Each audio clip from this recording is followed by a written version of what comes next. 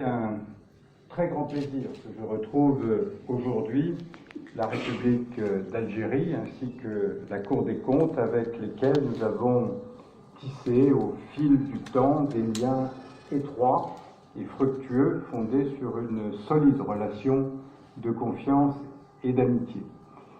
Le séminaire de clôture qui nous réunit aujourd'hui est un moment fort pour les cours des comptes françaises et algériennes. Il couronne, vous l'avez dit, Monsieur le Président, plus de 2 années d'échanges et de dialogues particulièrement denses, dont nos 2 institutions ressortent mutuellement enrichies.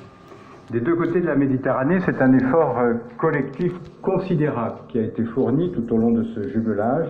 Des centaines de membres de nos 2 cours, issus des chambres nationales et territoriales et des services administratifs, ont prêté leur concours aux travaux. L'intégralité des livrables prévus au programme du jumelage, et notamment 13 guides et manuels de contrôle, couvrant tout l'éventail des missions de la Cour algérienne, ont été élaborés. Près de 250 recommandations tendant à la modernisation de son organisation et de son fonctionnement ont été formulées sur la base de diagnostics effectués conjointement par les membres de la Cour algérienne et les experts français et portugais. Et leur mise en œuvre a fait l'objet, tout au long de ces 28 mois d'échanges, d'un suivi précis. Alors, si ces réalisations sont à mettre au crédit d'un effort collectif, les remerciements individuels n'en sont pas moins de mise. Je veux rendre hommage, bien sûr, au président, M. Ben Marouf, qui a résolument engagé la Cour algérienne dans cette œuvre de modernisation. Ce n'est jamais évident de se lancer dans ce type d'initiative. Au secrétaire général, M. Benamar, qui a assuré un suivi attentif des travaux, ainsi qu'à M. Alventosa et Mme Burette, respectivement chef de projet français et conseillère résidente du jumelage, qui ont œuvré sans relâche à la mise en œuvre de notre ambitieux plan de travail. Je veux également remercier chaleureusement les experts clés dont le rôle a été essentiel dans la coordination des équipes et la diffusion des travaux, Mme Dadou qui a veillé efficacement au bon déroulement des missions. Enfin, je tiens à adresser des remerciements particuliers à nos partenaires de l'École nationale d'administration, bien sûr à nos collègues du tribunal de Contas portugais avec lesquels nous entretenons des relations d'amitié riches et anciennes. Et je me garderai d'oublier, bien sûr, l'Union européenne, Monsieur l'ambassadeur, l'ensemble de vos services. Tous ont œuvré pour qu'une telle initiative puisse voir le jour. Et si le jumelage s'achève aujourd'hui, la dynamique de modernisation à laquelle il a donné l'impulsion a vocation à se poursuivre. C'est pourquoi je souhaite à la fois revenir rapidement, je vous rassure, sur le chemin de transformation parcouru par la Cour algérienne au cours des derniers 28 mois et regarder à l'horizon en prenant la mesure des défis qui lui restent encore à relever.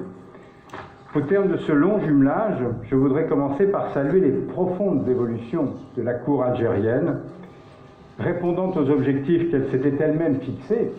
Au lendemain de ce jumelage, la Cour est désormais plus ouverte, mieux organisée, mieux outillée pour l'exercice de ses missions telles que vous l'avez souhaité à l'origine.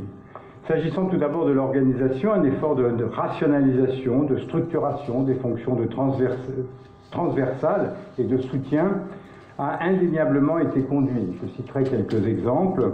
Pour favoriser le développement des travaux de nature transversale, 3 comités regroupant les chambres nationales et territoriales ont été institués et assurent désormais des fonctions d'orientation stratégique et de coordination. Pour garantir l'efficacité et l'efficience de l'utilisation des moyens de la Cour, des outils de programmation et de pilotage ont été mis au point. Je pense notamment au référentiel d'activité des chambres. Pour professionnaliser sa gestion des ressources humaines, la Cour s'est dotée d'un plan stratégique et d'un plan opérationnel de formation. Enfin, le greffe a été profondément réorganisé par la constitution de 4 sections aux responsabilités précisément définies et par le renforcement de la fonction d'animation du greffe central. Mieux organisée, la Cour est également mieux outillée. Vous le savez, la Constitution a confié un mandat plus étoffé à la Cour des comptes algérienne à la suite de la dernière révision constitutionnelle. L'institution a donc été confrontée au double défi de consolider son cœur de métier juridictionnel et de se mettre en capacité de répondre à des missions nouvelles ou renforcées, que ce soit en matière de contrôle de l'exécution budgétaire, de contrôle de la qualité de la gestion ou de l'évaluation des programmes publics. Et pour relever ce double défi, un effort considérable de capitalisation des savoirs et de structuration des procédures de contrôle a été produit durant ce jumelage, matérialisé sous la forme de nombreux guides et manuels. Et ces nouveaux outils ont transformé l'exercice par la Cour de ses missions de contrôle juridictionnel. Ils ont contribué à formaliser, harmoniser les pratiques, ainsi qu'à diffuser au sein de l'ensemble des chambres une nouvelle approche fondée sur le principe de la sélectivité des contrôles en fonction du niveau du risque présenté par les justiciables. Concernant le contrôle budgétaire, le rapport d'appréciation est désormais produit selon un format solide, cohérent, qui répond aux besoins d'information du citoyen et du Parlement.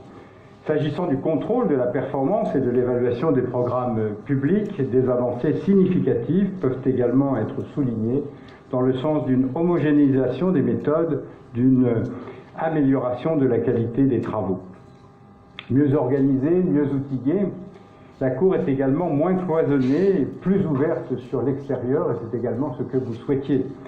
En témoigne la circulation plus fluide de l'information, le développement de modes de travail plus collaboratifs qui ont été permis par une refonte ambitieuse des systèmes d'information.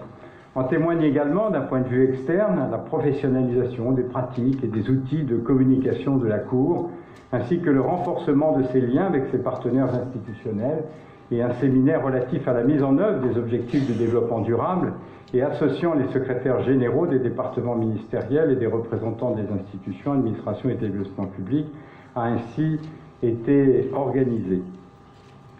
Alors que le projet de loi organique sur les lois de finances, actuellement en cours d'examen, devrait encore accroître les responsabilités qui lui incombent, il me semble que la dynamique d'adaptation à ces nouvelles missions doit plus que jamais rester l'horizon des efforts de la Cour des comptes algérienne. Ce projet de loi organique sur les lois de finances devrait en effet conforter la Cour dans son rôle d'aiguillon de la modernisation de la gestion publique et de vigie de l'efficience des politiques publiques. Tout d'abord, il devrait mettre en exergue son rôle d'analyse de la situation des finances publiques.